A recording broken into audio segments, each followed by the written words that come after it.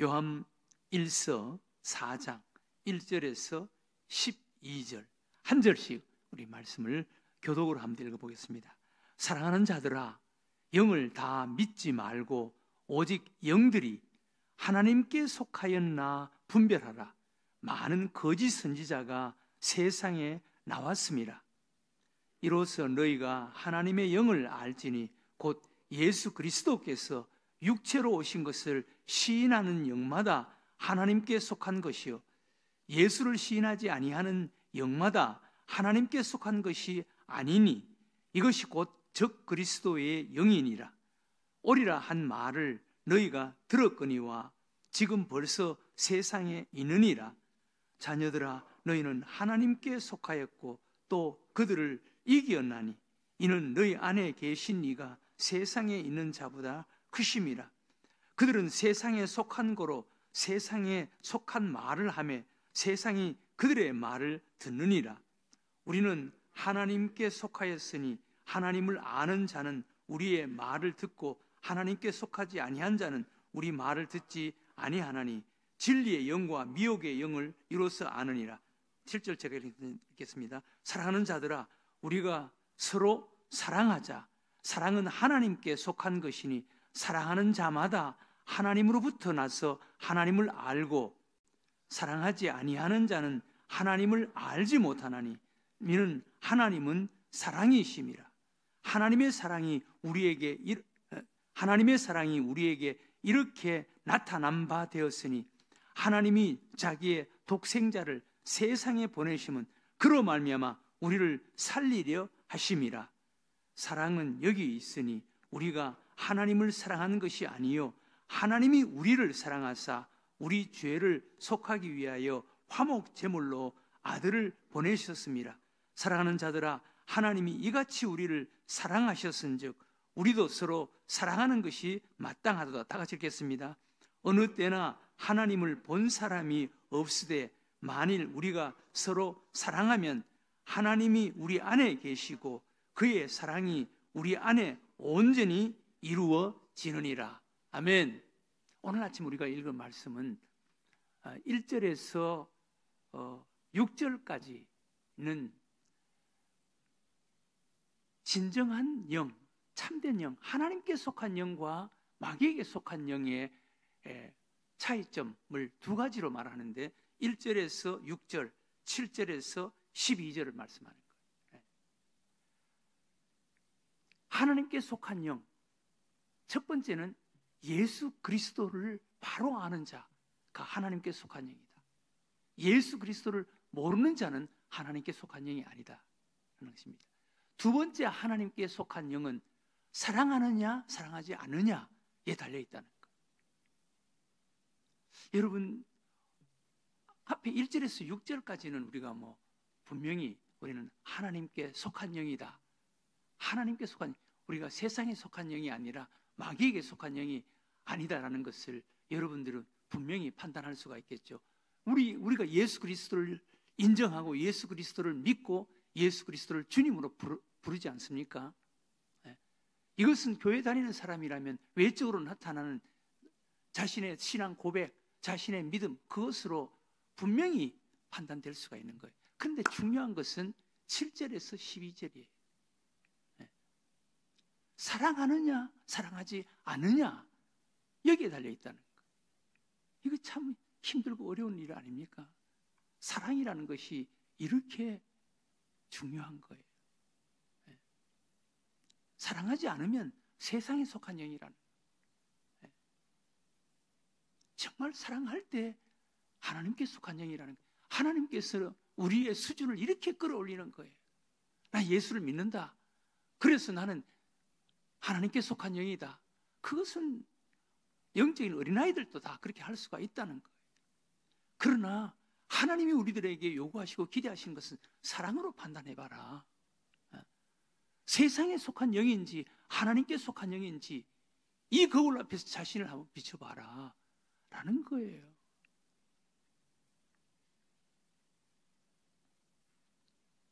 어느 책에 이런 아름다운 글이 있었습니다. 소박한 밥상, 여러분들도 아마 본 분이 있을지 모르겠는데 소박한 밥상이라는 그런 아름다운 글이었습니다. 거기에 이런 글이 있습니다. 우리가 진정으로 가치를 느끼는 건 돈이나 물질적인 무엇이 아니라 기쁨과 슬픔을 더불어 함께 나눌 수 있는 따뜻한 마음입니다. 옷이 별로 없다면 헌 옷을 입으면 되고, 배가 고프면 물이라도 마시고 참을 수 있지만, 마음의 상처는 오직 따뜻한 사람의 위안으로 치유되는 것입니다. 누군가 남몰래 가슴 아파하고 있다면 가만히 손을 잡아주세요. 많이 아파하고 부족했던 내가 이렇게 자랄 수 있었던 건 차가운 내 손을 누군가가 따뜻하게 잡아주었기 때문입니다. 마음이 아픈 사람은 가슴을 보듬어 주고, 위로를 받지 못한 사람이 있다면 머리를 쓰다듬어 주세요. 더불어 함께 따뜻한 마음, 언제나 내 마음과 당신의 마음 속에 있답니다. 이것이 바로 사랑입니다. 사랑이 이렇게 치료해주고 위로해주고 이렇게 자랄 수 있게 만들어 줄 수 있다는 것입니다. 이 사랑의 모델은 바로 하나님이십니다. 우리 예수님이십니다. 9절 10절을 여러분 한번 제가 읽어요. 하나님의 사랑이 우리에게 이렇게 나타난 바 되었으니 하나님이 자기의 독생자를 세상에 보내시면 그로 말미암아 우리를 살리려 하심이라.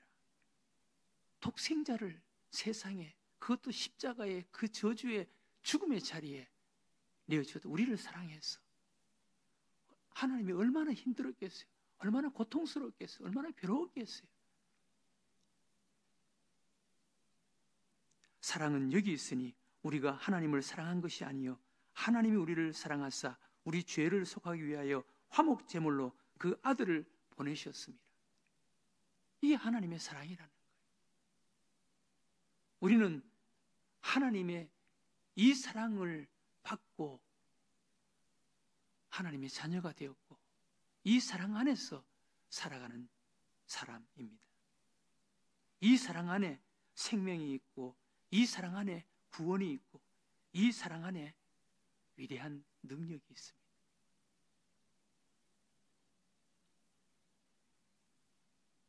일본의 스즈키 히로유키라는 목사님이 계십니다. 이분의 책이 사랑이 나를 다시 살리게 했습니다라는 책이에요. 이분은 고등학교를 중퇴하고 일본의 거대한 조폭 야쿠자 행동대원이 됩니다. 그는 이름난 깡패, 도박꾼, 조폭으로 생활했습니다. 부모가 없었기, 사랑을 받지 않고 자랐기 때문에 그랬다고 고백합니다. 누구도 가까이 하기 힘든 사람, 그래서 포기한 사람이었습니다. 그런데 한국인 한금자라는 여인을 만납니다. 한금자라는 여인을 만납니다. 그는 한국인 이 아내를 통해서 예수님을 알게 되고, 그리고 예수님을 믿게 되면서 예수님의 사랑을 알고 그 아내의 사랑이 그를 변화시키고 바꾸게 만들었습니다. 사랑이 이 야쿠자, 조폭, 누구도 감당할 수 없는 이 사람을 바꾼 거예요. 그리고 그는 마침내 그리스도인이 되고 목사님이 됩니다. 그는 일본 지바현 후나바시에서 실로암 그리스도의 교회라는 교회를 세우고 목회자로 섬기면서 일본 야쿠자들의 선교 단체인 미션 바바라를 창설했습니다. 세상에 그 어떤 사람, 그 어떤 힘으로도 바꿀 수 없었던 야쿠자 두목을 하나님의 사랑으로, 아내의 사랑으로 남편을 바꾼 거예요. 그의 간증서 제목이 바로 사랑이 나를 다시 살리게 했습니다 라는 책이에요. 이 사랑 속에는 우리가 상상할 수 없는 위대한 힘이 사랑 속에 있습니다. 사랑 속에. 어떤 사람도 그 무엇으로도 변화시킬 수 없었던 그 무서운 사람을 바꿀 수 있었던 능력이 바로 사랑이었다는 것입니다.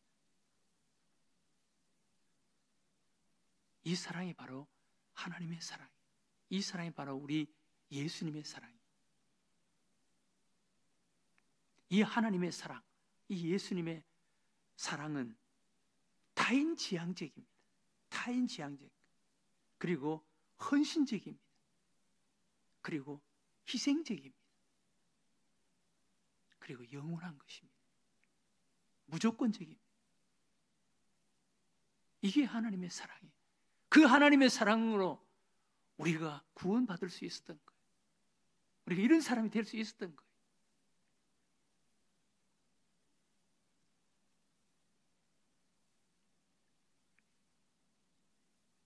사랑은 그냥 주는 것입니다. 사랑은 자기 희생입니다. 그냥 당하는 거예요.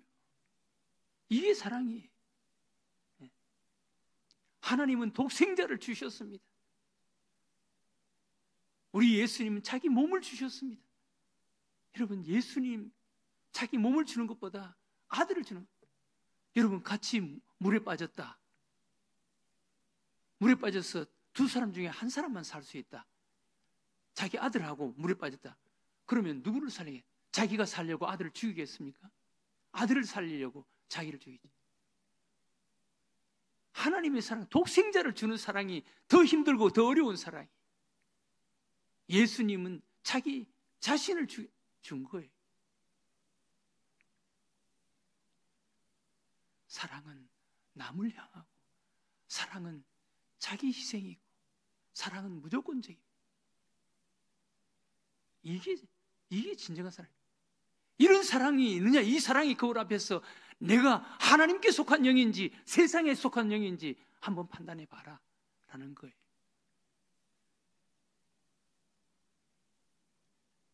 베드로전서 4장에는 베드로 예수님의 사랑에 감동을 받은 거예요.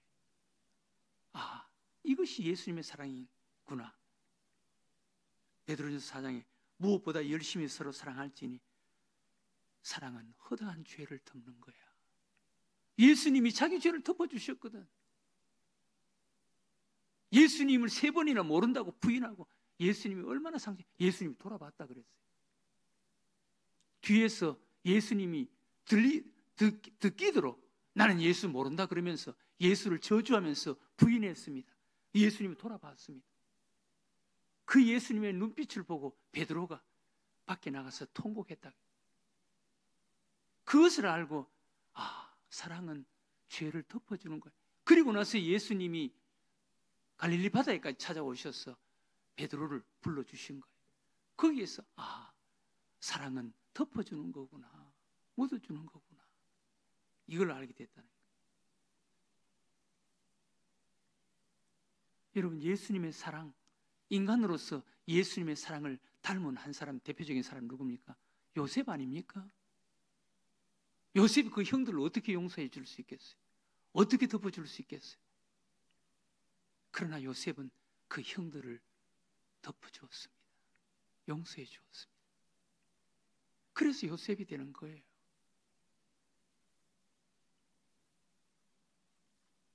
헨리 드루먼드라는 사람은 이런 말을 했습니다. 인생을 돌아보면 제대로 살았다라고 생각되는 순간은 사랑했던 순간뿐이다. 제대로 살았다라고 생각했던 것은, 기억에 남는 것은, 죽음 앞에서 여러분 그래도 손톱만큼이라도 위로가 되는 것은 사랑했던 그 순간만이 남는 것입니다.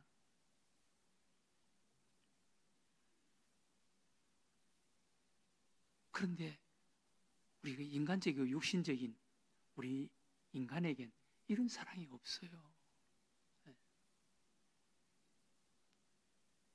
우리는 하나님의 그 사랑을 알고 그 사랑을 마음속에 담고 그 사랑으로 반사해야 되는 거예요.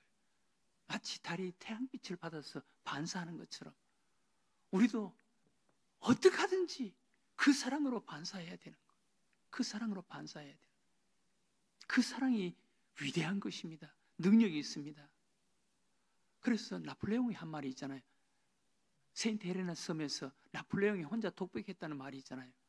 나는 수십만 대군을 가지고도 세계를 정복하지 못했는데, 그렇게 정복하고 싶어서 수십만 대군을 가지고도 정복하지 못했는데, 예수님은 사랑 하나 가지고 세상을 정복했다.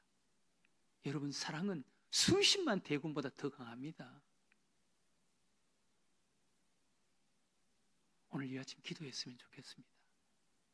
여러분, 마귀에게 속한 영인가 예수님께 속한, 하나님께 속한 영인가 두 개로 판단하는 거예요. 내가 예수님을 아느냐 모르느냐, 그것은 영적인 어린아이들도 다 할 수 있습니다. 그러나 하나님께서 우리들에게 요구하시는 수준을 한번 보세요. 사랑의 거울 앞에서 한번 판단해 봐라 라는 거예요. 내가 정말 하나님께 속한 영인가, 아니면 예수를 믿지만 내가 아직도 육신의 사람인가. 하나님의 사랑으로 사랑하기 위해서 몸부림치는, 그래서 기도하는 거예요. 저도 여러분, 그래서 눈물을 흘리면서 기도하는 거예요. 잠 못 자는 때가 많습니다. 이런 사랑하게 좀 해달라고. 오늘 이 아침 이런 사랑으로 사랑할 수 있게 해달라고 오늘 이 아침 우리 하나님 앞에 기도하는 여러분들과 저가 되시기를 주의 이름으로 축원합니다.